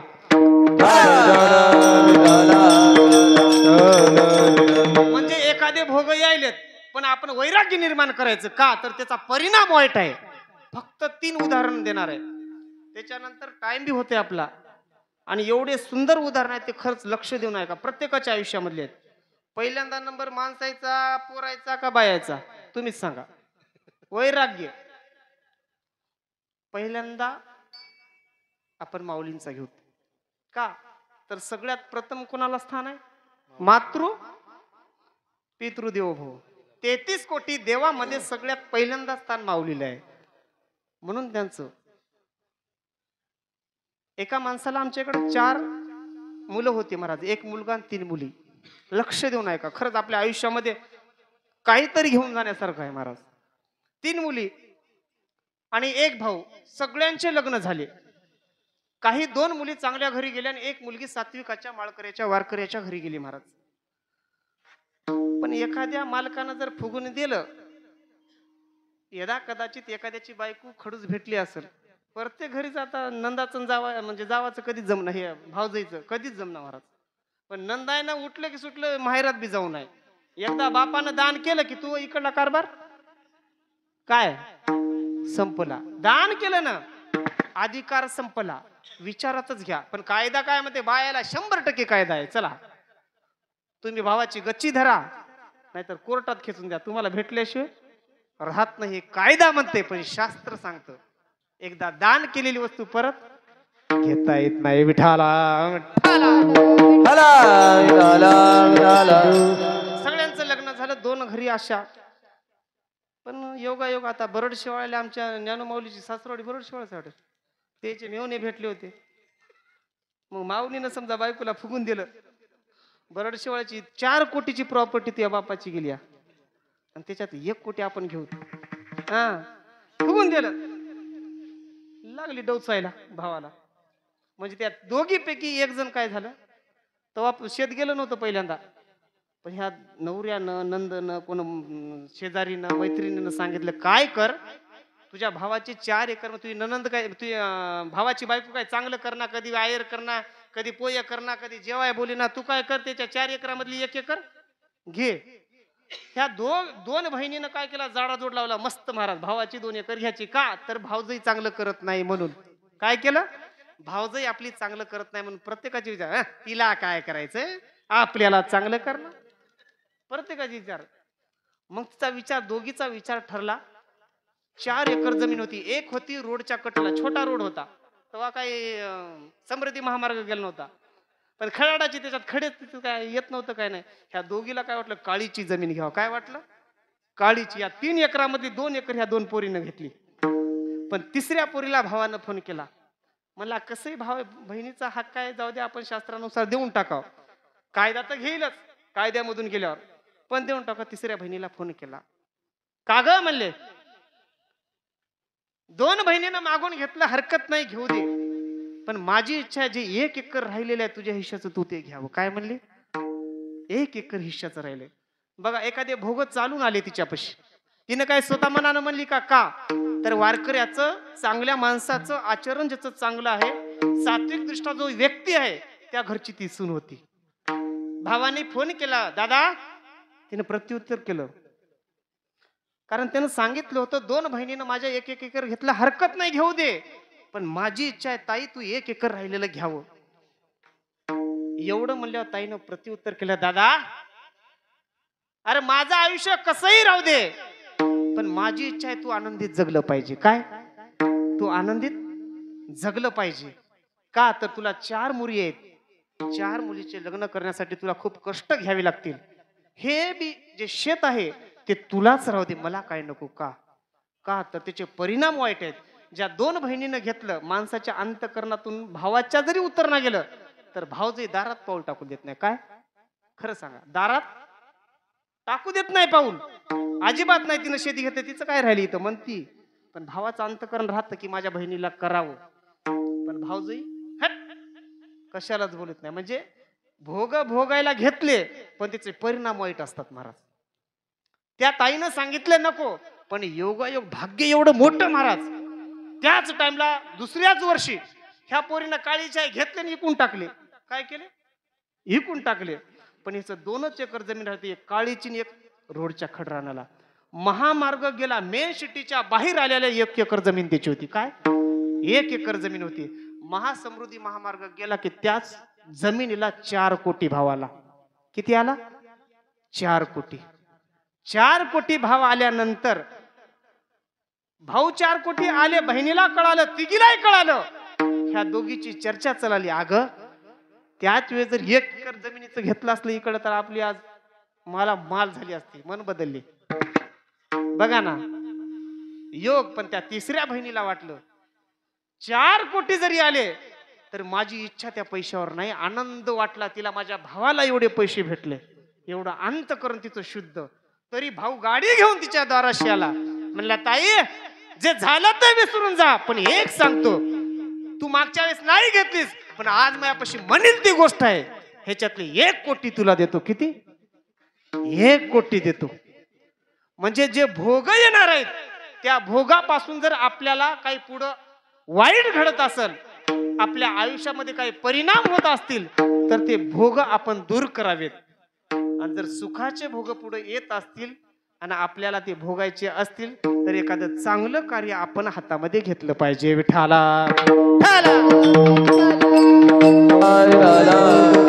म्हणजे भोग जरी पायापाशी आले तरी त्या बाईनं भोग भोगले नाही म्हणून तिला आनंदाचे दिवस आले. एकतर भाऊ पण जवळ राहिला आणि पैसा पण आला. म्हणजे सगळ्या गोष्टी साध्य झाल्या. कशामुळं, म्हणजे सुखाचे भोग भोगायचे असतील तर एखाद्या गोष्टीचा पुढे परिणाम वाईट होऊ नये हे मात्र लक्षात ठेवा. हे झालं माऊल्यांचं. 2 नंबर आमच्या बाबा लोकांचं. आधार कार्ड प्रत्येकापाशी आहे का नाही, खरं सांगा, आहे? किती आधार कार्ड आहेत, किती आहेत, खरं सांगा. माहिती मी उद्या गाडीत आणलं तरी पुसणार तुम्हाला पण खरं सांगा किती आहेत. 2 3 आहेत. पण काही 40 45 50 वर्षाच्या लोकांनी केले. पण एखादा सात्विक दृष्ट्या विचार करणारा व्यक्ती काय म्हणतो, जाऊ दे, हे भोग आलेत पण आपण घेऊ नये. आपलं वय एखाद्या 45 50 वर्षाच्या माणसाचं चुकून पहिलं झालेलं आहे, 75च्या पुढं. मग ते दररोज गाडीमध्ये यायचा बाबा. मी बाबाला म्हणायचं, बाबा तुमचं वय जरी कमी असेल तर आधार कार्डावर तुमचं बरोबर आहे, तुम्ही काय करा फ्री घ्या. पण ते काय म्हणायचा, हे बघ म्हणले कंडक्टर साहेब, तुमचे सुख तुमचे भोग मायापाशी चालून आले, तुम्ही म्हणाल्या, पण मला ते भोग भोगायचे नाही. का? एखाद्यानं वय तेवढं नसताना जर कार्ड कमी केलं आणि एखाद्या कंडक्टरने एखाद्या माऊलीची इज्जत काढलं, काय राहिलं का? काय राहिलं का? अजिबात नाही. म्हणजे भोग सुखापशी म्हणजे पायापशी आले. त्या बाबाला मी दररोज म्हणालो, तुम्ही घ्या फुकट, पण ते बाबानं घेतले नाही. का? ते भोग जर आपण घेतले तर एक तरी दिवस आपल्याला नावाची बदनामी झाल्याशिवाय राहत नाही. विठाला कोणतेही भोग भोगताना आपण विचार केला पाहिजे, त्या भोगाचा पुढे परिणाम वाईट होईल का? आता 3 नंबर पोराईकडे आला. कोणाचा आहे? पोरायचा. लक्षात ठेवा, भोग भोगताना वैराग्य आलं पाहिजे. जसं माऊल्यांनी वैराग्य केलं, जसं बाबांनी वैराग्य केलं, तसं तुमच्या पोरांमध्ये आलं पाहिजे. वैराग्य सगळ्यात महत्वाचं. आत्ताच्या काळामध्ये पोरायला लय महत्वाचं आहे महाराज. आपल्या मेंढल्याच्या एका पोरानं मुंबईमध्ये महानगरपालिकेच्या दिव्यावर एक झेंडा लावला. काय आपल्या गावातल्या लावला?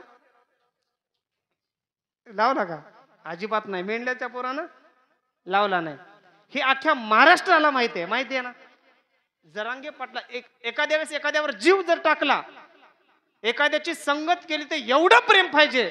आमच्या गावाकडे विठ्ठल जामगे म्हणून एक मुलगा आहे, जो जरांगेचा एवढा जवळचा आहे महाराज. एवढा जवळचा म्हणजे जवळचा नाही, गरीब परिस्थितीला आहे, पण एवढी निष्ठा देवावर, एवढी निष्ठा जरांगे पाटलावर.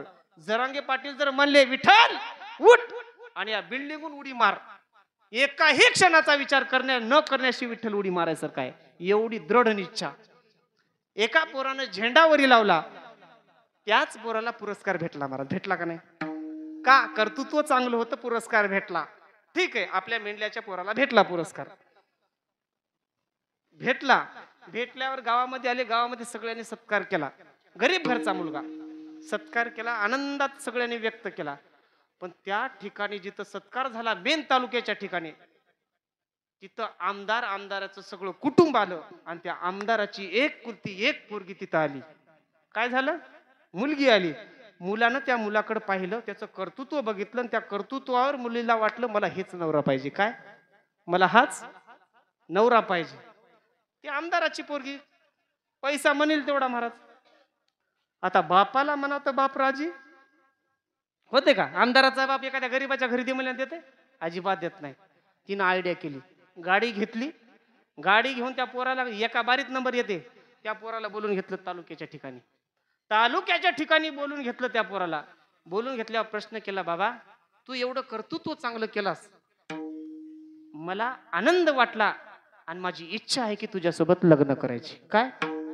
माझी इच्छा आहे की तुझ्यासोबत लग्न करायची. म्हणजे भोग त्याच्या पायापाशी आले, कारण आमदाराची पोरगी केली म्हणजे सगळ्या गोष्टी मिळाल्या. पण आणि त्या आमदाराला कळालं हे पोरग लग्नाला तयार झालं, तर आमदार काय करणार आहे? खरं सांगा, आमदार त्याचे टंगडे तोडून तर बाजूला टाकील. पण त्या पोराने विचार केला, हे बघा मला एक गोष्ट तोटाच आहे म्हणला, तू या संग लग्न केलं तर मग बरबाद झालो म्हणला. पाया पडल्या तिच्या. म्हणला हे बघ, पहिली गोष्ट बापाला कळाल्यावर मला तुडिल्याशिवाय राहत नाही. तुया काय म्हणला? ह्या बापाला पळाल्यावर मला तुडिल्याशिवाय राहत नाही. आणि तिथं सोड, आणि माझ्या माय बापाला त्रास झालेला हे मला सहन होत नाही. विठाला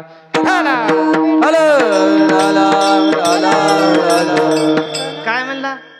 म्हणजे भोग चालून आले. त्यानं जर मनात ठरवलं असतं, चल काय करायचं, तुझ्या नावानं काही प्रॉपर्टी असेल ती आपल्या दोघांच्या नावानं करून पळून जाऊ, कायद्या पुढं आमदारही काही करू शकत नाही. एकदा लग्न झालं की आमदार बी त्याला काय करू शकत नाही. पण त्यानं जर विचार केला असता, पण जर लग्न केलं, ते भोग जर भोगायला लागले, पण शेवटी घर तुटत होतं, दार तुटत होतं, आईबापाची इज्जत जात होती.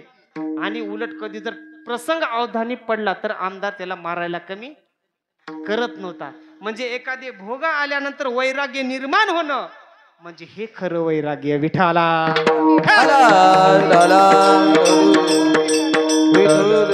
पण हे वैराग्य निर्माण व्हायचं असेल तर एखाद्या चांगल्या पुरुषाची, चांगल्या व्यक्तीची संगत घडावी लागते. चांगल्या व्यक्तीची संगत घडली तर वैराग्य निर्माण होऊ शकतं, असं सांगता येत नाही. पण साधूच्या संगतीत राहा, आपल्याला वैराग्य आल्याशिवाय राहत नाही. का? एखाद्या वेळेस अज्ञात आहे आपण, आपल्याला काहीच कळत नाही, पण संतांची कृपा झाली. संतांची कृपा झाल्यावर, आपल्यावर कृपा झाल्यावर आपण सगळ्या गोष्टी त्यागतो, वाईट गोष्टी असलेल्या सोडून देऊन चांगल्या गोष्टी करतो आपण. जे हे विषय वैराग्य ते आत्मलाभाचे भाग्य, त्याने ब्रह्मानंदे योग्य होती जीव. म्हणजे आपण ब्रह्मानंदाला प्राप्त कधी होतो? हे वैराग्य आल्यानंतर. एखाद्या वाईट गोष्टीमधून निघून बाहेर आलात, म्हणजे तंबाखू खाताना तंबाखू सोडला की ते बी वैराग्यच आहे, साधं सोपं उदाहरण.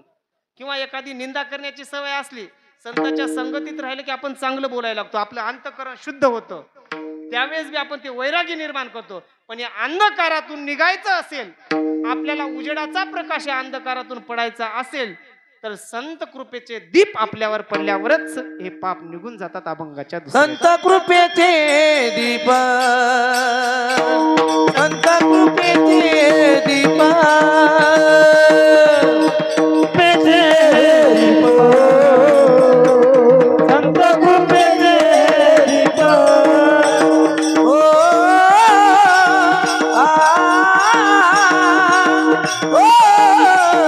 हरी साध आणि पाप, हरी साध आणि पाप, संत कृपेचे दीप, संत कृपेचे दीप, संत कृपेचे दीप, संत कृपेचे दीप, दीप. संत कृपेचे हे दीपकरी साधका निष्पाप. संतेचा कृपा आपल्यावर झाली म्हणजे आपल्याला काहीही गोष्टी कळत नाहीत. एरवी तरी मी मूर्खू, जरी झाला अविवेकू, तरी संत कृपा दीपकू सोज्वळ अशी. म्हणजे संताची कृपा झाली, अज्ञात गोष्टी जरी असल्या तरी आपल्याला ज्ञात होतात. पण ज्या दिवशी ज्ञात झालं की ही गोष्ट वाईट आहे, त्या दिवशी आपण ती गोष्ट करत नाहीत. का? तर संताची कृपा व्हावी लागते. एखादं लेकरू, बाप जर ड्युटीनं आला तर माईनं लेकराला अंगणामध्ये सोडावं, पण ते लेकरू एवढं घाण सकाळी सकाळी, हे पार गंगा यमुना त्याचे कपडे इकडं तिकडं निघालेले फर, आणि बाप ड्युटीहून यावं.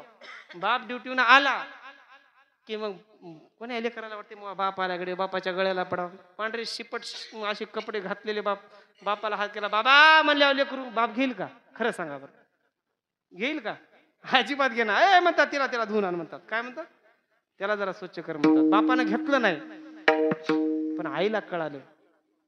आई आली, त्या लेकराला उचललं आणि उचलून बाथरूम मध्ये नेलं. त्याला एवढं स्वच्छ केलं, पूर्ण आंघोळ घातली, साबण मिमण लावून कपडे घातले, मस्त कृष्णासारखं नटवलं आणि त्याला परत आणून तिथंच ठेवलं. काय केलं? नटवलं, सगळं त्याला स्वच्छ करून नटवलं.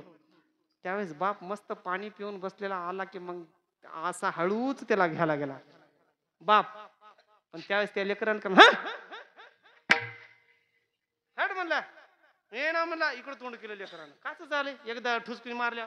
कधी बघा, लहान लेकराला जेवढा जीव लावला तेवढं जवळ येते, आणि लहान लेकराला एकदा हो केलं की मग ते जवळ येत नाही महाराज. हे लक्षात ठेवा, कारण लहान लेकराला जवळ घ्यायची सवय पाहिजे. मी कधी घेतलं नाही बरं.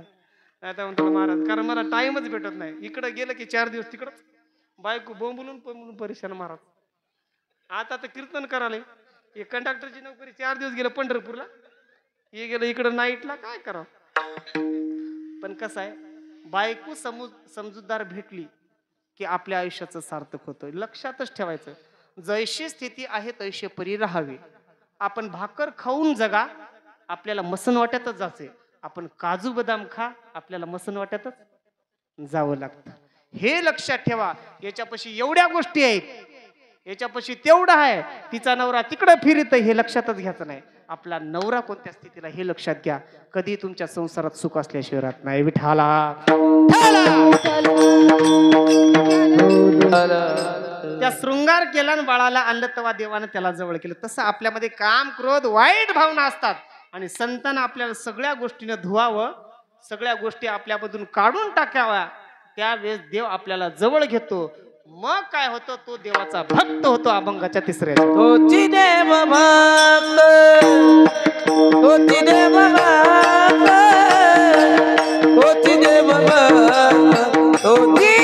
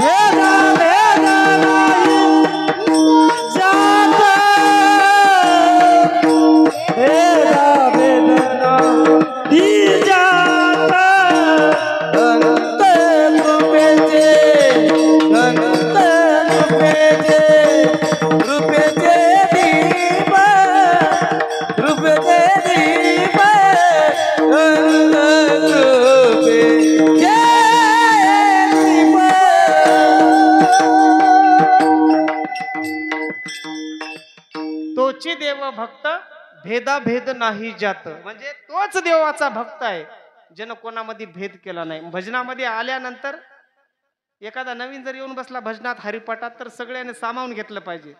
आणि ज्याला काही जमत नाही एखादा मला चलागडे आपल्याला परमार्थ करायचा इथून पुढं आणि आपण मंदिरामध्ये जाऊन हरिपाठाला बसू, पण ते येडा वाकडा आला आणि बसला, सगळे टाळ वाजवालेत आणि त्याच्या हातात वाटलं त्याला टाळ घ्यावं, तर त्यानं समजा एदा कदाचित टाळ घेतला, टाळ नवीन माणसाला इकडं तिकडं जाते जाते पण येणाऱ्याने काय हट चल काय म्हणलं हट. आता मला सांगा ते बिचाऱ्याने टाळ घेतला दुसरीच येईल का? आ येत नाही. यारे यारे लहान थोर, किंवा ज्याला काही येत नाही त्याला आपल्यामध्ये सामावून घेतलं पाहिजे. उच्च नीच काही नेणे भगवंत तिष्ठे भाव भक्त देखून याता याती धर्म नाही विष्णुदास. भाऊ भाऊ असले, एखादा लहान कारभारी असते किंवा मोठा असते बरोबर, पण लहान कारभारी आहे म्हणून आपल्याच लेकराला गोळ्या बिस्किट द्यायचे नाही का? दोन्ही लेकराला चांगलं करायचं, मोठ्या भावाच्या आणि आपल्या बी भेदाभेद करायचं नाही. म्हणजे ज्याच्यामध्ये भेद संपला तो देवाचा भक्त झाला, आणि एकदा देवाचा भक्त झाला त्याच्या गोडीमध्ये नाचल्याशिवाय राहत नाही. अभंगाच्या 4थ्या चरणात तू का प्रेमे नाचे गाय, तू का प्रेमे नाचे गाय, तो का प्रेमे नाचे गाय, तो का प्रेमे नाचे गाय. गानियात विरुनी जाय, गानियात विरुनी जाय,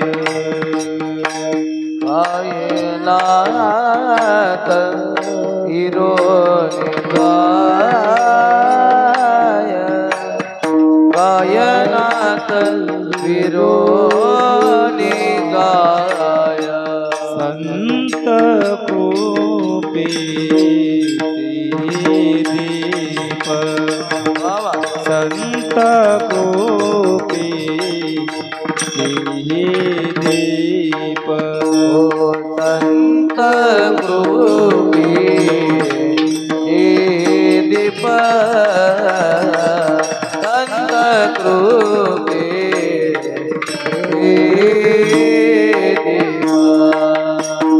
करी साध कहे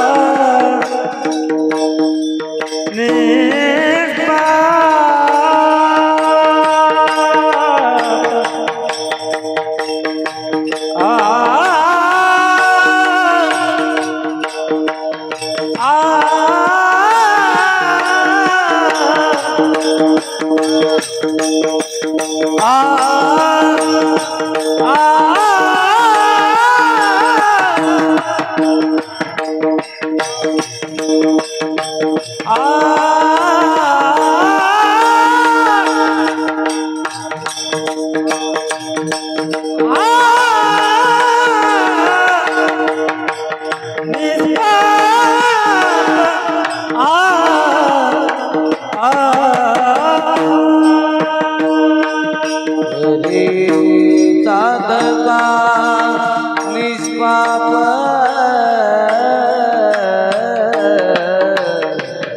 निष्पाप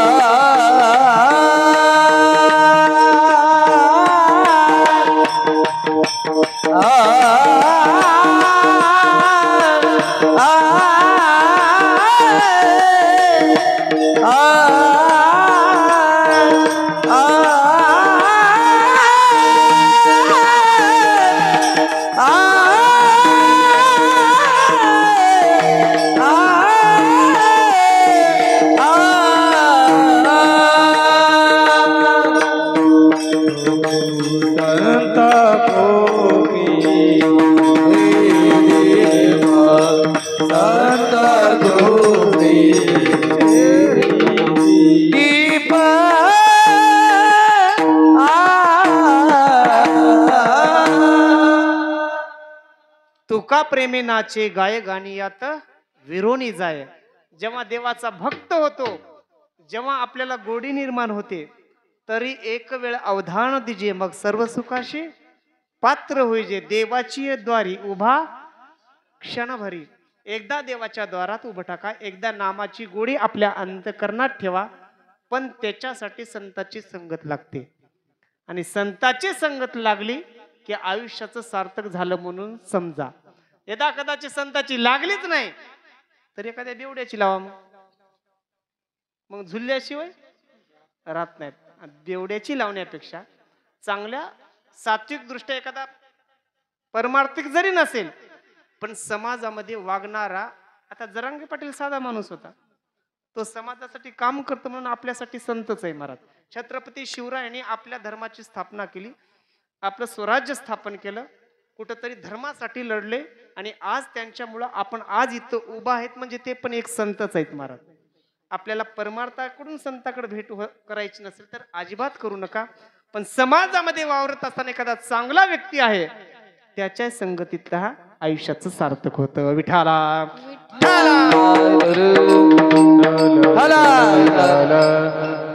म्हणून कने विना सोपटे कंसे लागली घनदाटे काय करावे गोमटे वसनगर. कंस भरपूर आहेत आणि त्याच्यामध्ये जेवारीचे दाणे नसतील तर त्याला अर्थ नाही महाराज. एवढं मोठमोठे घर बांधलेत आणि तर राहायला कोणी नसेल तर त्या घराला शोभा नाही. एवढा सुंदर देह हा देवाने दिलाय, मग या देहाला देवाची जोड लावायची, परमार्थाची जोड लावायची, तेव्हा हा देह पूर्णत्वाला गेला, अन्यथा नाही. म्हणून देवाचं नामचिंतन करा, ते बी संताच्या संगतीत राहून. आणि संताच्या संगतीत राहिलं तर आषाढी कार्तिकी पंढरीची वारी साधन निर्धारी आन नाही. आपण ठाईस बैसून करा एक चित्त म्हटलंय, पण घरात बसून आपल्याला संताची भेट होत नाही. तर काय करावं लागतं? आषाढी कार्तिकी करावं लागते, कुठंतरी संताच्या द्वारात जावं लागतं. म्हणून संताचा संघ घडायचा असेल तर सत्संगात बसा. एवढं नाही झालं तर वारीला जा.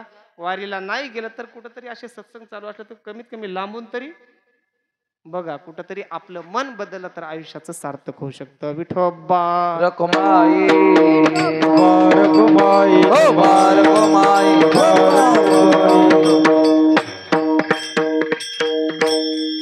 सर्वांना रामकृष्ण हरी. आनंद वाटला मला. खूप शांत बसलात. जसं इथं शांत बसलात तिथं एसटी मध्ये आल्यावर कसं शांत बसता की मायच्यान घाला बरं. याची ओढणी तिकडे फेकायची, याची बॅग तिकडे फेकायची, तुम्ही करणार हे जास्त करतात. मग काय ऐकच ना. आता सांगितलं ते तू काम काय आहे तिकीट काढायचं, आम्ही आमचं बघून घेऊ. मग घ्या केस उचलून म्हणतो मी. मग बुचकेच एवढे केसाचे हट एसटीनं सांगलं तरी ऐकणार, काय करावं. पण मावल्या होईल तेवढं शांतता घ्यायची, कारण शांततेनं कधीही मार्ग निघतो महाराज. भांडणं करून एक तर तिचे वाटोळ आपले वाटोळ, किंवा एक तर आमचे वाटोळ तुमचे वाटोळ. त्याच्यामुळे होईल तेवढा नम्र झाले भूतातेने कोंडिले आनंदा. म्हणून तुमचा सगळ्याला रामकृष्ण हरी. आनंदित वाटलं तुम्ही ऐकून घेतलात. आणि सगळ्यात महत्वाचं आमचे भजनी मंडळ सगळे असू द्या, संतोष माऊली असू द्या, मृदंग आणि सगळ्या गायनादाराची वेगळी गोष्ट, पण सगळ्यात महत्वाचं मृदंगाचार्याबद्दल सगळ्यांनी टाळ्या वाजवा महाराज. मी प्रत्येक कीर्तनात सांगतो आमचं काय नाही, आम्ही 4 जण आवरून घेतो, पण एकटा बोट फुटजेपर्यंत वाजवावं लागतं. इंद्रायणीच्या काठी 4 वाजल्यापासून जेव्हा प्रॅक्टिस करावी लागते तेव्हा इथे 2 तास वाजवता येतं महाराज. 4 वाजल्यापासून 3 वाजल्यापासून ब्रह्ममुहूर्तामध्ये. अहो ह्यांचं वाजवताना बोट फुटतात काय काय, तरीही वाजवण्याची कला आहे. आणि ज्यांना कला आली ते सगळे आपल्या 2 तास आपण त्यांच्याकडे बघू ऐकत असतो, बसत असतो महाराज. म्हणून कर्तृत्व कीर्तनातलं सगळ्यात मोठं त्यांचं आहे महाराज. म्हणून महाराज तुमचं मनापासून धन्यवाद असू द्या.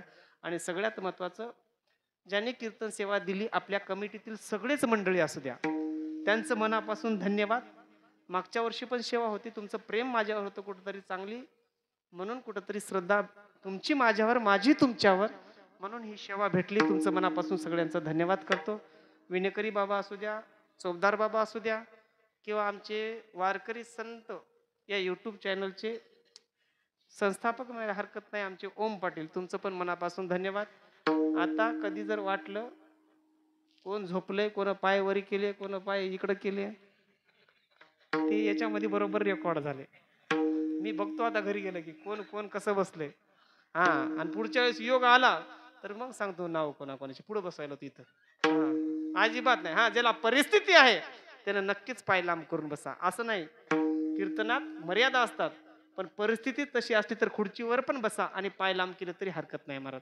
म्हणून सगळ्यांचं धन्यवाद करतो. यदा कदाचित काही चुकीचं बोललं असेल तर आपला मुलगा म्हणून किंवा कंडक्टरची ड्युटी आहे, चिडचिड होते म्हणून तुम्ही काय करा, माफ करा. आणि चांगलं काही बोललं असेल तर हनुमंतरायाच्या चरणी अर्पण करून मी माझ्या सेवेला पूर्ण विराम देतात. ज्ञानेश्वर माऊली ज्ञानराज माऊली, हो ज्ञानेश्वर माऊली.